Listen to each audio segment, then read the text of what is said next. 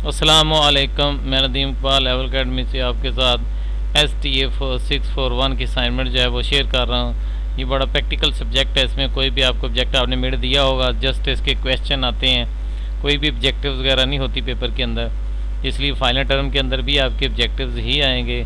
तो ये एक्सेल में भी करने होते हैं और इसके अंदर एक दूसरा सॉफ्टवेयर भी होता है, मे बी इससे नेक्स्ट वाली असाइनमेंट उसके अंदर आपकी आए, तो उसमें भी आपने जो है ये असाइनमेंट बनानी होती है। ये दोनों सॉफ्टवेयर एक्सेल और दूसरा सॉफ्टवेयर जो है, इन दोनों के अंदर जो है आपने असाइनमेंट अपनी जो है वो बनानी होती है।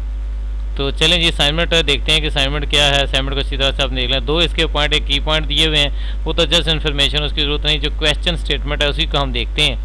क्वेश्चन स्टेटमेंट के अंदर following data collector from the different team से डाटा कलेक्ट किया हुआ, ये नीचे हमें डाटा दिया हुआ, ये टीम से डिफरेंट से उन्होंने क्या दिया, कलेक्ट किया है। आपने परफॉर्म क्या करना है, एनालिसिस ऑफ वेरिएंस अनोवा हमने करना है गिवन डाटा के ऊपर, और टेस्ट स्टैटिस्टिक भी फाइंड हमने हाइपोथेसिस करना है।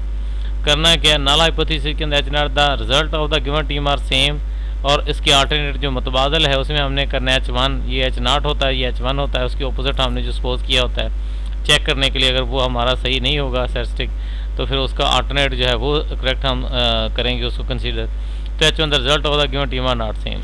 एक तो हमने करना है टेस्टिंग हाइपोथेसिस।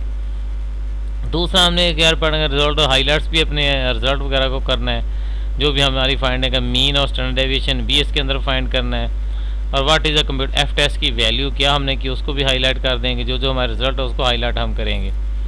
और फ्रॉम द बर रिजल्ट वी कैन एक्सेप्ट और रिजेक्ट, और इसी रिजल्ट को देखकर हम अपने हाइपोथेसिस को एक्सेप्ट या रिजेक्ट करेंगे। तो ये हमें डाटा जो है वो नीचे दिया गया है। सिंपली सा इसके अंदर काम है। अगर आपने डाटा एनालिसिस टूल जो है इंस्टॉल कर लिया, उसकी प्रैक्टिस वगैरह कर ली, पिछली असाइनमेंट में भी आपको बताया था, तो आपने अब क्या करना है कि यहाँ पे जो एक्सेल की फ़ाइल आपने ओपन की है, जो आपने लोड की स्टेटमेंट, उसी के अंदर क्या आपने क्या करना है, डाटा, और डाटा के लास्ट पे डाटा एनालिसिस टूल है। अगर ये आपको ना मिले तो आपने क्या करना है कि आपने उसको ऐड नहीं किया होगा, होम पे आ जाएं, बल्कि फ़ाइल के अंदर आप देखेंगे यहाँ पे ऑप्शन, एक दफ़ा आपको प्रोसीजर बता देता हूँ। और ऑप्शन के अंदर आपने क्या करना है, ऐड इन, यहाँ पे इसके अंदर ऑप्शन के अंदर ऐड इन पे क्लिक करेंगे, और ऐड इन के अंदर आपने क्या करना है जी, यहाँ पे गो नीचे चले जाएंगे, और गो के अंदर देखेंगे यहाँ पे मैंने टिक किया हुआ है। अगर इसको टिक नहीं करेंगे तो डाटा एनालिसिस टूल वहाँ से आपको डाटा के अंदर शो नहीं होगा। जैसे मैंने यहाँ पे इसको ऑफ कर दिया है, तो मैं देखता हूँ अभी अगर आप डाटा के अंदर जाके देखेंगे तो लास्ट पे आपको कहीं भी डाटा एनालिसिस टूल नज़र नहीं आ रहा। दोबारा फाइल, मैं दोबारा आपको बता रहा हूँ, ऑप्शन में आपने करना है ऐड इन के अंदर आप नीचे लास्ट पे होगा गो, उसके अंदर आपने डाटा एनालिसिस टूल जो है इसको आपने, एक VB वाला भी है और भी आपने जस्ट इसके अंदर डाटा एनालिसिस टूल में हमारे सारे वर्क हो जाता है। ओके कर, इसको सिलेक्ट करेंगे। सिलेक्ट करने के बाद हमने क्या करना है, ओके।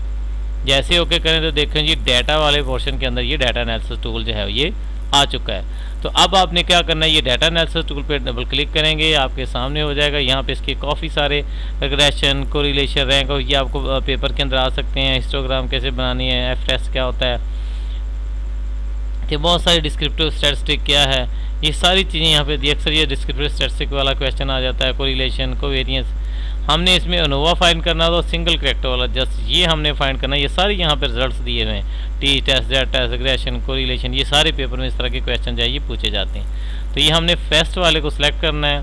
सिलेक्ट करने के बाद ओके करेंगे तो ये हमारे सामने एक नया टेबल ओपन हो जाएगा, जहाँ से हमें डाटा पूछेगा कि डाटा की रेंज बताएं, डाटा क्या है। तो ये यहाँ पे एक्सेल की फाइल यहाँ पे ब्लिंक कर रही है कसर, इसके साइड पे आपने क्लिक करना है और अपने डाटे को आके सिलेक्ट कर लेना है। जैसे डाटे को आप सिलेक्ट कर लेंगे सारे को, मैंने साथ ही ऊपर इसके लेबल को भी सिलेक्ट कर लिया है, इसको ओके कर देंगे। वो हमारे सिलेक्शन के अंदर आ चुका है उस कॉलम के अंदर। ये कॉलम में डाटा दी, इसलिए कॉलम का रो में दिया होता तो रो में देते, ये कॉलम की फॉर्मेट के अंदर दिया हुआ है। उसके बाद आपने क्या करना है, label in the first row हम बता रहे हैं, जो हमारी फर्स्ट रो उसके अंदर लेबल दिया, और अल्फ़ा जो है वो 0.05%, ये 95% हम इसको कह देते हैं कॉन्फिडेंस इंटरवल के अंदर। जब हम ऐसे स्टैट के अंदर बनाते हैं ग्राफ उसका, तो 95% पे हम इसको चेक करते हैं, बस का 99 पे चेक करना होता है। तो ये 5% जो है दोनों तरफ से जो है वो छोड़ा जाता है, 2.5। उसके बाद अब हमने अपने आउटपुट रिजल्ट को क्या देना है, यहाँ पे आउटपुट रिजल्ट को सिलेक्ट करेंगे तो यहाँ पे हमसे पूछा जाएगा आउटपुट रिजल्ट के अंदर। उसके लिए अगर हम देखें तो यहाँ पे आपके साइड पे उन्होंने ये रिजल्ट का अलहदा बॉक्स दिया हुआ है, ऊपर हेडिंग दी हुई है और ये एक बॉक्स दिया हुआ, मैंने अभी इसको किया था यहाँ पे। तो यहाँ पे इस बॉक्स के अंदर ही हमने क्या करना है, कोई स्पेस हमने जो है वहाँ पे देनी है, ठीक है। तो उसके बाद आपने कर देना। एक दफ़ा इसको मैं दोबारा प्रोसीजर को फिर बताता हूँ। अनोवा को आपने लेना है, ठीक है। उसके बाद अनोवा हमने करने के बाद हमने डाटे पे जाना है, अपने डाटे को सिलेक्ट करना है। ये मैं यहाँ से डाटा सिलेक्ट कर रहा हूँ, फिर इसको ओके करेंगे। ओके करने के बाद कॉलम ही हमारा सिलेक्ट है, लेबल हमने ऊपर कह दिया फर्स्ट रो के ऊपर।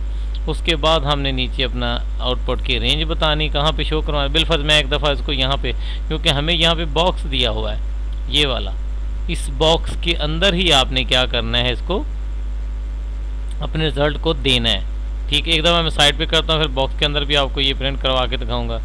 यहाँ पे मैं इसको जो जिस जगह पे हम कहेंगे ना, यहाँ पे इसके नीचे हमारा रिजल्ट आ जाना चाहिए, तो वो उस जगह पे जो है ये उसने दे दिया हमें 28 जो है ये रो के अंदर हमारा रिजल्ट जो है वो शो करना शुरू करेगा।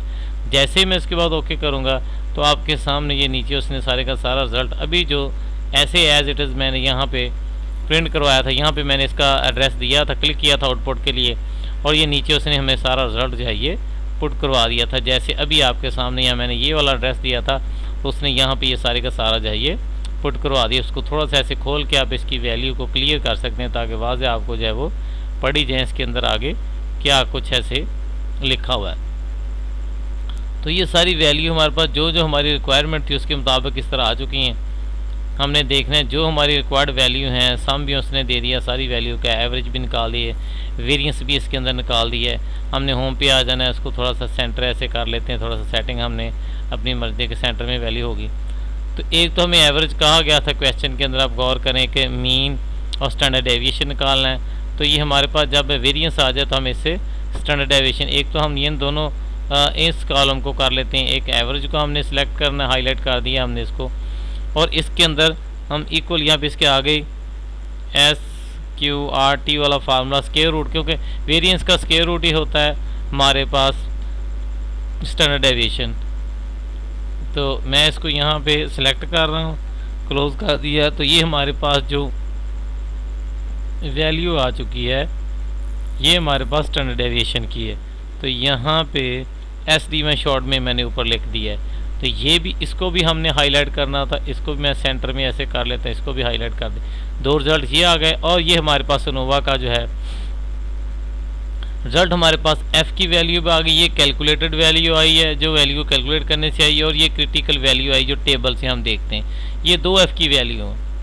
तो ये क्रिटिकल वैल्यू के अंदर अगर वैल्यू हमारी आ जाती है ये 4 से 25 से लेस 4.25 से लेस होती, तो एक्सेप्ट करते हैं हम अपने नल हाइपोथेसिस को। अब क्योंकि हमारी जो कैलकुलेटेड वैल्यू है वो रिजेक्शन रीजन के अंदर फॉल कर गई है, तो इस वजह से कि अगर हम इसकी कोई बाउंड्री लिमिट दे देते हैं, मैं ऐसे आपको थोड़ा सा ग्राफ की शक्ल में अगर थोड़ा सा मैं बता दूं आपको कि ऐसे हम अगर ग्राफ ड्रा करते हैं, इस तरह का हमारा ग्राफ होता है, तो हमने क्या करना है कि इधर से हमारी बाउंड्री लिमिट जो है वो सेट की होती है। हमारी वैल्यू जो है F की जो कैलकुलेटेड है प्लस और माइनस की 4.25 यहाँ तक समझ ले, मैक्सिमम लिमिट तक ये है क्रिटिकल की।